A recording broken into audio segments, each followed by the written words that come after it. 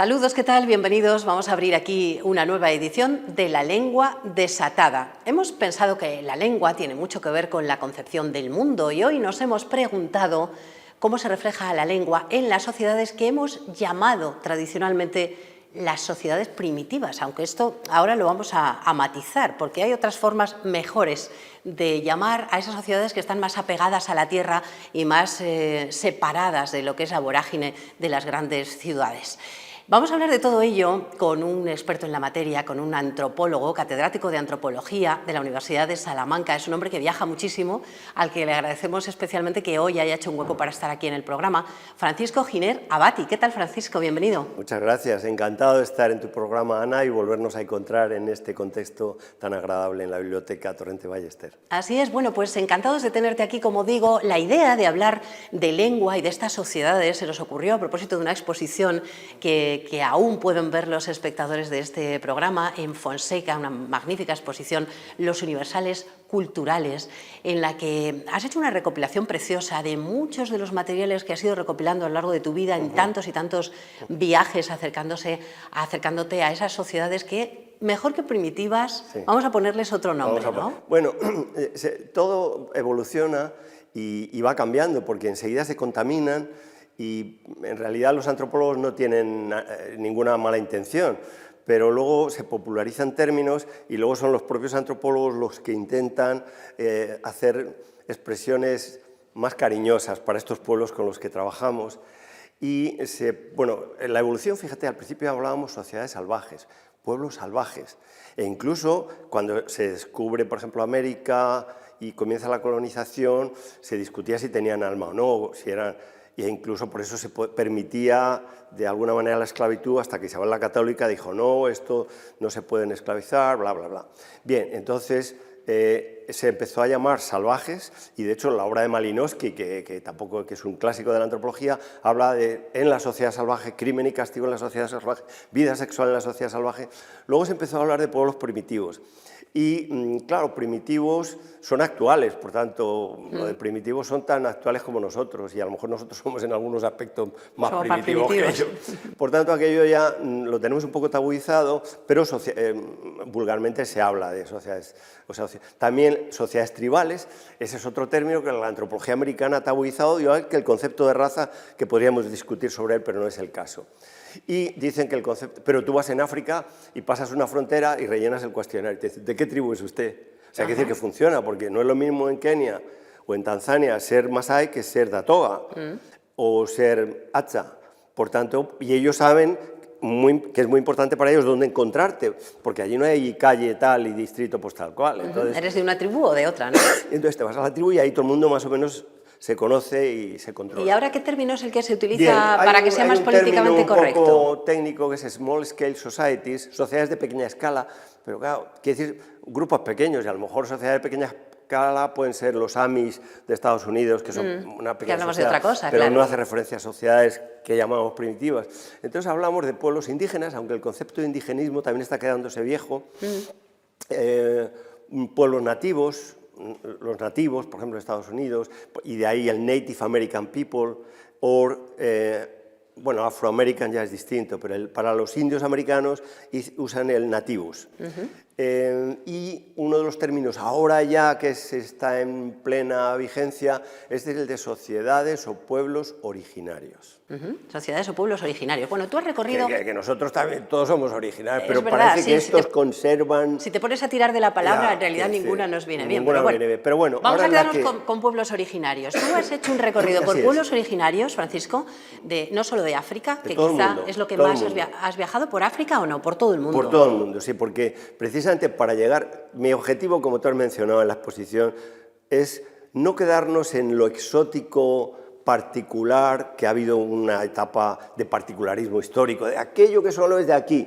Bueno, pues a mí precisamente me ha parecido más interesante para entender la sociedad actual y al ser humano actual lo que nos une, y de hecho el término Homo sapiens quiere decir que todos somos el mismo género, Homo, que todos tenemos cultura, por tanto no hay pueblos sin cultura, ni salvajes, ni nada, y sapiens quiere decir, pues otra vez una redundancia con cultura. Y todos somos la misma género, la misma especie, no hay Y el concepto de raza es muy debatido, pero hay una variabilidad biológica muy grande y si no queremos utilizar... Claro, en Estados Unidos ya no hay raza, pues están todos mezclados, en Nueva York, pero tú te vas al Kalahari y los o los grupos estos que llamábamos antes los... ahora se me va el término. Esos nombres sí que... Porque está sí que también nos perdemos. tabuzado el término, no se puede decir bosquimanos. O sea, todo el mundo los llama bosquimanos, pero también es los hombrecillos del bosque, es otro término peyorativo, entonces los tienes que llamar los o los no o los muy. ¿Y este sonido que haces? Es el que ellos utilizan para comunicarse. O sea, es como una especie de chasquido para... Se llaman lenguas chasqueantes. ¿Y cómo es? ¿Cómo es el nombre? ¿Cómo has dicho? O no. Quiere decir, usan este juego que hacíamos de niños con la boca, con la lengua, y son chasquidos. Y por supuesto dificilísimo de aprender. Si te dedicas a eso toda tu vida solo... Caramba. Y bueno, he traído en la última expedición, este verano está en el Kalahari con ellos, que están muy... bueno, les han prohibido cazar, han cambiado enormemente, y he traído una Biblia ya traducida a una de estas lenguas chasqueantes. Es decir, que los antropólogos intentáis, y desde luego tú en toda tu tarea a lo largo de tu vida, pues trabajar de tú a tú con estas sociedades, como bien dices, todo es cultura, cada una en su manera, y lo que nos interesa mucho es cómo se refleja cómo se refleja la vida, cómo se refleja la realidad en las lenguas, en este tipo de lenguas.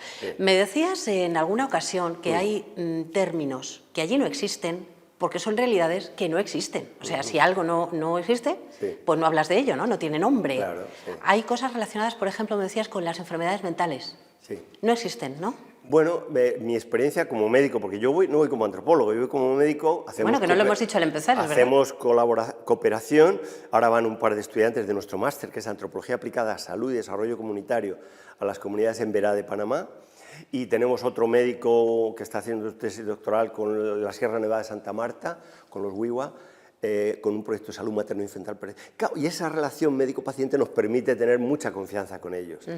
Y lo que me preguntabas... Te preguntaba sobre las realidades que no existen y que por lo tanto no tienen nombre, bien. ¿no? Y una de las cosas que me ha sorprendido es que no he encontrado enfermos mentales. O sea, nadie ha venido a decirme, oiga, estoy deprimido, no puedo dormir, o tengo ansiedad, o... No, y cuando he indagado un poquito en ello, por ejemplo, no tienen la palabra depresión, lo cual quiere decir que no necesitan... Evidentemente tienen algo equivalente en su mundo vital, espiritual. Por ejemplo, en África dicen, una persona cuando está un poquito fuera, dicen, tiene espíritu. ¿Tiene qué? Espíritu.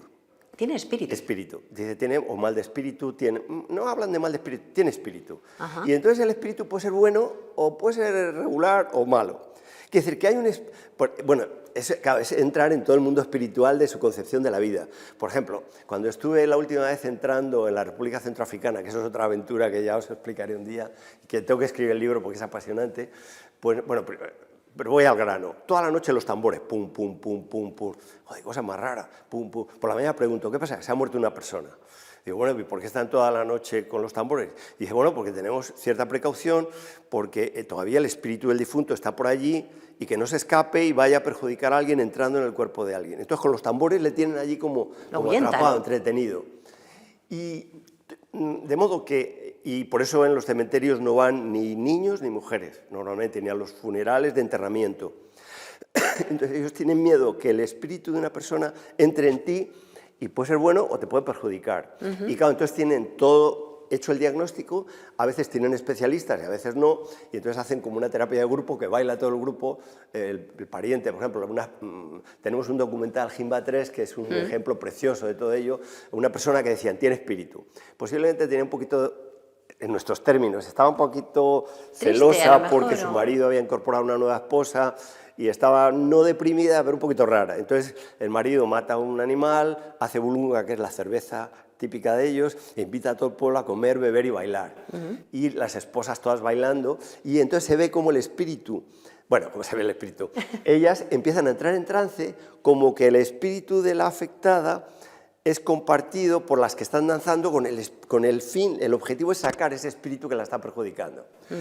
La consecuencia para ellos, y nosotros desde fuera observamos, es que al día siguiente la señora esta se encontraba mejor. Caramba. Se han ocupado de mí, es como una terapia de grupo, ¿no? Que decir, bueno, mi marido ha matado a un animal, todo el grupo ha venido porque se preocupan de mí, pero no tienen el término de depresión, lo cual ya es sospechoso de que si no tienen el término, no tienen el concepto, aunque puede tener algo equivalente para algunos trastornos, pero que son muy leves, que decir, no hay es realmente... una enfermedad como Lo cual quiere en decir una estos cosa términos. apasionante, ahora te digo como antropólogo médico, y es que la cultura es antropogénica, es decir, nos hace humanos en el sentido profundo de la palabra, es decir, animales con lenguaje, artísticos, creencias metafísicas, vida espiritual, como estamos viendo en esto, pero la cultura es también patógena o patogénica, es decir, como una espada de dos filos nos puede hacer daño. Y sobre todo, ahora mi experiencia de ser humano, antropólogo y médico, comparando el estilo de vida de estas sociedades que llamábamos primitivas y las nuestras, que son las avanzadas, aquí hay nuestra cultura es mucho más patogénica, sobre todo en enfermedades crónicas y especialmente en enfermedades mentales, cosa que por el estilo de vida más saludable no tienen estrés, una alimentación sana, no tienen premura, una vida social muy intensa, aquí mucho individualismo, pues no les lleva a la enfermedad mental, cosa que en nuestra sociedad, competitividad, estrés, ansiedad, bueno, podríamos decir que hemos pasado del paleolítico al neolítico y estamos actualmente en el ansiolítico, diríamos, hablando en términos es verdad. antropológicos médicos. Es muy interesante, ¿no? No existen las palabras depresión, estrés, ansiedad, porque no se tiene, y si no, pues se conjura de alguna manera, ¿no? Psicosis mayores como esquizofrenia, no he visto ninguna. Oye, hubo una cosa que me impresionó mucho en esta exposición que hemos mencionado al empezar en Fonseca, y es que, bueno, entre las muchas realidades que allí nos podemos encontrar,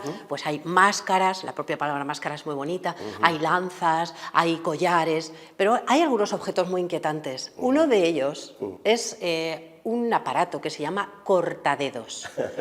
Impresionado. Que haya un objeto que tenga ese nombre es porque la gente se corta los dedos. Explícanos esto, por favor. Bueno, uno de los universales que encontramos en todas las culturas es el dolor por la pérdida de un ser querido con el correspondiente luto, funerales, lo cual indica que como animales superiores tenemos un mundo de creencias, un mundo espiritual, y el universal es que en la mayoría de las sociedades, me atrevería a decir en todas, nos resistimos a creer que se acaba todo con la muerte. Y si no, no nos preocuparíamos ni del cadáver, ni de funerales, ni de momificar, ni de rezar por los difuntos, o cada sociedad hace una cosa, ¿no? Bueno, en el Japón actual, para darte una idea, me he encontrado en las sepulturas, pero ahora, en el cementerio, una botella de cerveza y una cajetilla de tabaco. Que le ponen al señor porque fumaba y bebía. O sea, y es un recuerdo para él, ¿no? Aquí te dejamos lo que te gustaba. Es increíble, ¿no? Decir, ¿sí? O sea, que estamos creyendo que de alguna manera estamos dando un regalito a un ser que lo hemos perdido, pero que de alguna manera ahí está, ¿no? Su espíritu dice, anda, me han traído tabaco, mira que se han acordado de mí. O sea, es otra vez, están conmigo, ¿no? Hombre, es mejor acordarse del que no está llevándole una cervecita que cortándose un dedo, bueno, ¿no? Era lo que ibas. Claro, volviendo al objeto que te ha impresionado tanto, en estas sociedades son de Papúa Nueva Guinea, van desnudos. Es decir, el hombre lleva un estuche peneano, bueno, desnudos para nosotros, el hombre lleva un estuche peneano, es decir, una pequeña calabaza con la que cubre el pene y un cordón que se ata a la cintura para que no se pierda. Que también están allí en la exposición. Están allí los estuches peneanos de Papúa Nueva Guinea. Bueno, una de las sociedades más impresionantes y podemos decir más culturalmente toscas, si quieres, ¿no? Pero toscas para nosotros, porque para ellos quiero decir, también es muy saludable estar al aire libre y no tener que preocuparse de si llevas pantalones de moda. Allí la calabaza es más grande o más pequeña dependiendo de la jerarquía. Depende de lo que se... Pero bueno, si me apuras... Y los jefes... Si me apuras, también aquí unos llevan un cochazo y lo exhiben todo lo que pueden. Exacto. Y otros van con un cochecín, ¿no? Lo mismo, Ana. Bueno, y la mujer lleva un pequeño faldellín hecho de fibras vegetales para cubrir los genitales, nada más, y por detrás nada. Entonces no llevan absolutamente, que a lo mejor algún adorno, collar, pulsera, pero no llevan vestido. Entonces, ¿cómo expresar el luto en estas sociedades que además están casi permanentemente de luto porque son muy guerreras? De modo que con el poblado de enfrente están en constantes pendencias. Podemos llamar, no son guerras porque no da lugar a una guerra, son hostilidades. Se tiran flechas, lanzas y a veces se raptan mujeres niñas sobre todo, y entonces el otro pueblo va a recuperar otras niñas, que se lleva la suya u otra, y a veces hay heridos y a veces hay muertos. Entonces te han matado uno, luego le tienes que devolver otro muerto. Bueno, entonces, ¿cómo expresan? Y sobre todo, claro, son hombres los que mueren en la batalla, las mujeres ni los niños no participan en ella. Entonces las mujeres quieren expresar el dolor, una madre o una esposa. Y claro, como no tienen, los chinos, por ejemplo, se visten de blanco, nosotros nos vestimos de negro, cada vez menos, pero bueno, por lo menos el día del entierro. Entonces ellos que han pensado, ¿y cómo hacemos expresar el dolor? En África a veces que van desnudos se quitan los collares. Si los hombres llevan un gorrito, sobre todo los casados, se lo quitan para decir voy despeinado. Y los collares pues los fuera, llevan ¿no? sueltos, como desaliñados, pues se los quitan para expresar de que no quieren... Bueno, pues esto es como lo expresan, con pues esto sí que están en el neolítico, son piedras neolíticas negras con las que se cortan las dos primeras falanges. ¡Puas! Y además así, ¡pum!, a lo bestia. Y claro, tienen que tener un objeto que es el cortadedos. Entonces ya muestran el dolor con el dolor físico corporal, perdiendo las falanges.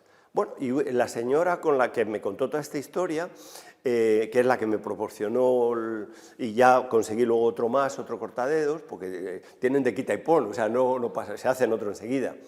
Pues la señora no tenía ya falanges en los dedos. Y digo, joder, pues oye, tú ya sé, sí, se me ha muerto mi hijo, mi no sé qué. Qué difícil luego para el día a día. Y día, bueno, ¿no? ¿y ahora qué haces? Y entonces me hace así con los muñones de los dedos. Y se cortan ya el pabellón auricular. Y ya no sé si ya después del pabellón auricular ya no se me ha ocurrido preguntar, ¿y ahora qué haces? Pero esta señora no tenía falanges y no tenía ya pabellón auricular. Qué tremendo para expresar Tremendo. Por tanto, que esa es otra forma de expresar el duelo, el luto, a través y el objeto, de alguna manera, nos lleva a toda esta historia, el universal del duelo. Es tremendo, sí, los universales culturales.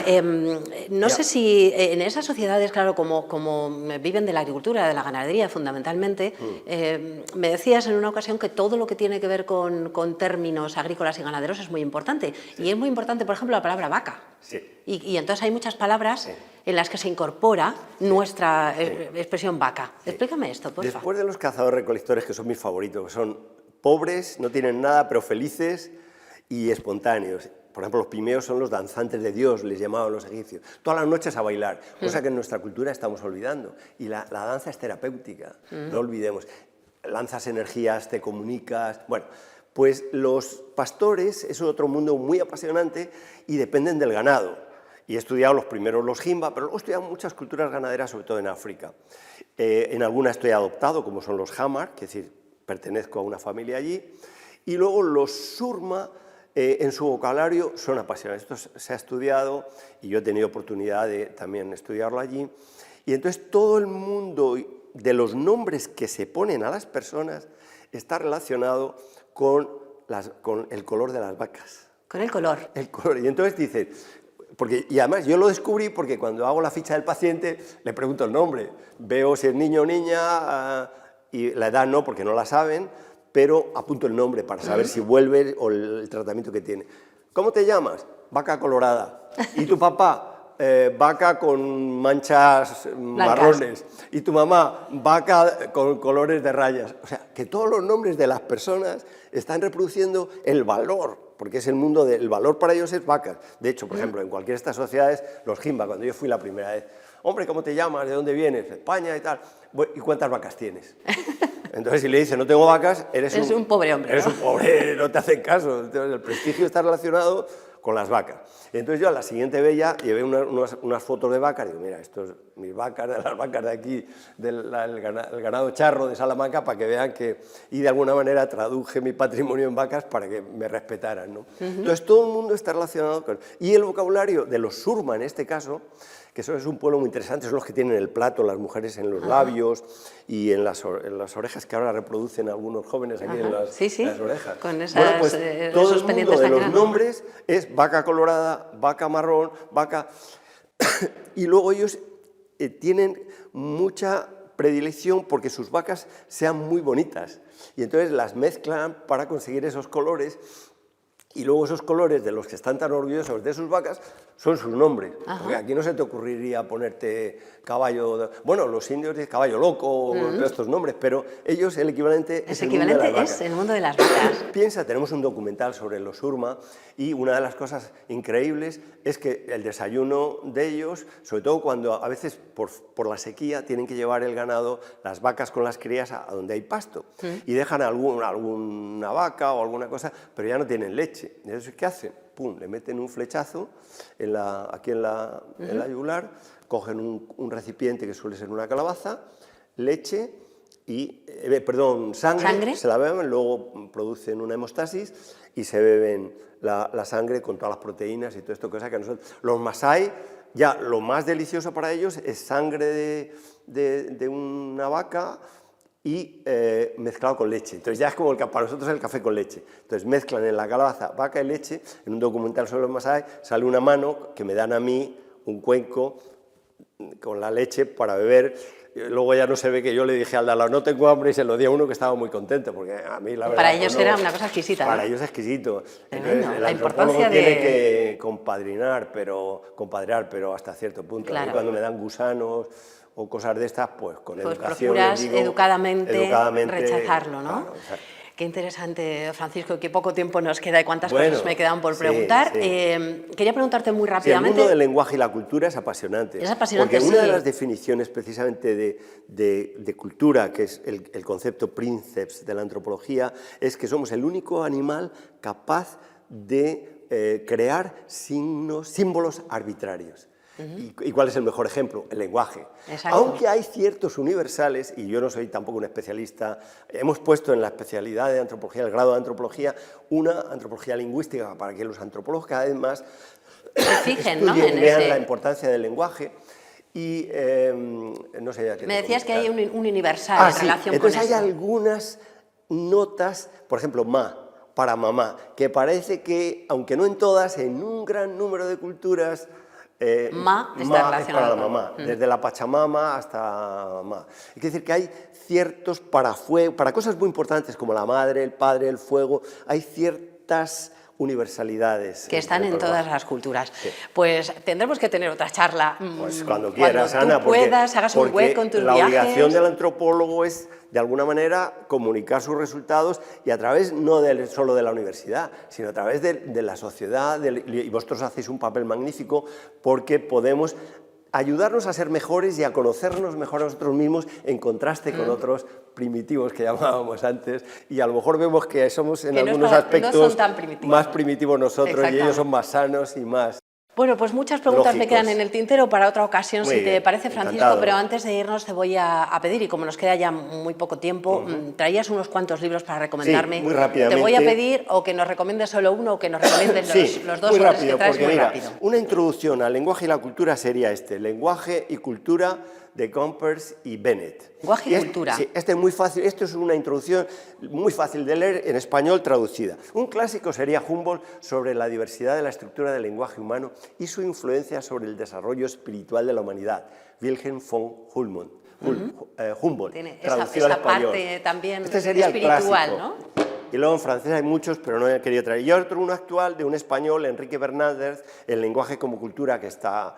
Este Qué se puede interesante. comprar, los otros son más difíciles. El lenguaje como cultura, y además seguramente me da la impresión de que quizás sea más comprensible para cualquiera, El ¿no? lenguaje es más gordo, más tocho, Por pero poco que- el pequeño es pues más sencillito. un primer acercamiento. Y tienes un montón de ejemplos, por ejemplo, los esquimales, 20 palabras para nieve, como en el Amazonas ven una palabra que es rama, pájaros, árbol, mientras que nosotros tenemos 3, pájaros, ellos tienen árbol que tiene ramas con pájaros. Y O sea, eso que es eso una lo podemos palabra. descubrir en Todo ese lo podéis libro. ver en estos libros. Bueno, y para terminar, medio minuto te queda para que me des una palabra, la que tú quieras. Sí. Anda, que no te pido nada. Una de mis sola palabra favoritas, para tengo guardar en muchas, esta caja. pero quizá una, desde el punto de vista antropológico y médico y biológico, la palabra adaptación sería mi palabra, porque realmente la cultura es un proceso de adaptación continuo. Y la biología, adaptación y adaptabilidad, como quieras. Adaptación, nos quedamos con Esa esta es palabra. mi palabra... Palabra especial fuerte para nuestra caja de tesoros de palabras. Exacto. Francisco, hablaremos otro día, un poquito Cuando más, quieras, Ana, cuando tengas un encantado. hueco y vuelvas de tus viajes, Panamá, Estados Unidos, me dices que tienes ahora La en semana que breve, viene, sí. y los que están en casa que se acerquen a ver esta exposición en estos últimos días, y si no, hagan el viaje Y virtual si no, por ella. el link virtual. Exactamente, un link virtual para que puedan recorrerla. Muchísimas gracias, Francisco Giner Abati, por este recorrido apasionado por el mundo del lenguaje y de las sociedades que tanto tienen que aportarnos. Muchas gracias por estar aquí. Gracias a ti, Ana, y a tu programa. Nosotros nos vamos la próxima semana, más lengua desatada.